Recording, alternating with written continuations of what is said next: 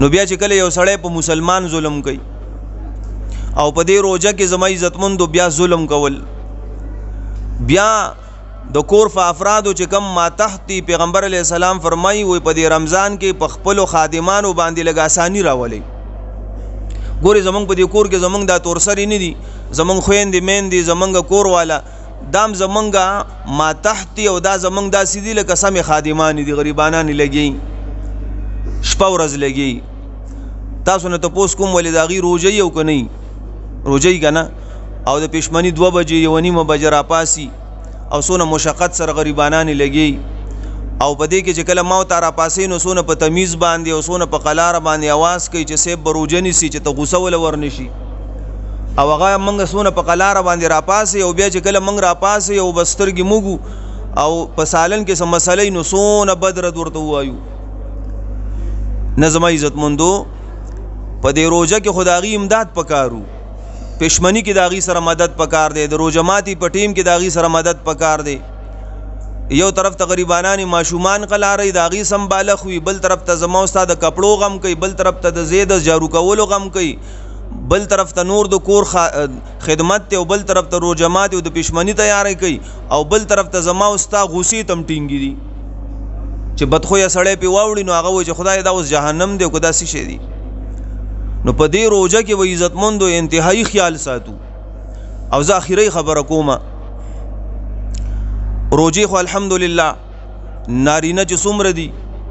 زنانه چې څومره دي او پچا فرض دي نو هغه ټول روزي نسی. دا څه خو به څوک نه کنه چې زمونږ په دې خلکو کې څوک روزه خواري کده د سمریم کنه نو دې روزه نه پریدي کم اس کم کې دې شي مونږ ته قضا شي، خدای روزه نه پریدي، ذکر نه پریدي، تلاوت نه پریدي، زمارونو اعمال کوي په دې رمضان کې. خو موږ دا وایو چې په دې رمضان المبارک کې موږ دا سخت تیرونو دا رمضان المبارک دا اعمال دا روزه دا د ځان سره لګوړل غواړي، دا بدل تک نه پریدو او دا په صدل تک پاتې کیږي د بل په حق په والو باندې، په کنزلو باندې، په غیبت باندې، په بل چا په ظلم باندې دا دلته کې پاتې شي. نو مونږ وایو چې د دې د کم برکات دي او اثرات دي نو دا بدل د کینو پریدو، دا به د ځان سره د دې وړل پکار دي او دا په سپاتې کې تاسو تماسوي چې کله مونږ غیبت کو، کله زمارونو مونږ تاسو ظلم کو، کله مونږ د چا حق ته حق نه وایو. نبی علیہ السلام مبارک په خپل باندې و فرمایل چې دا روزه د مسلمان د پاره ډال له تر سوچ دا خراب نه کی اوې نشلوي ماتي نه کی. او صحابه کرامو عرض کو یا رسول الله دا په سبانه خرابيږي. نبی علیہ السلام او فرمایل دا په دروغ باندې او په غیبت باندې. تاسو راته وای په سبانه په دروغ باندې او په غیبت باندې. اوس تاسو په ایمان وای زمونږ کم ټیم د دروغ او د غیبت نه خالی دي.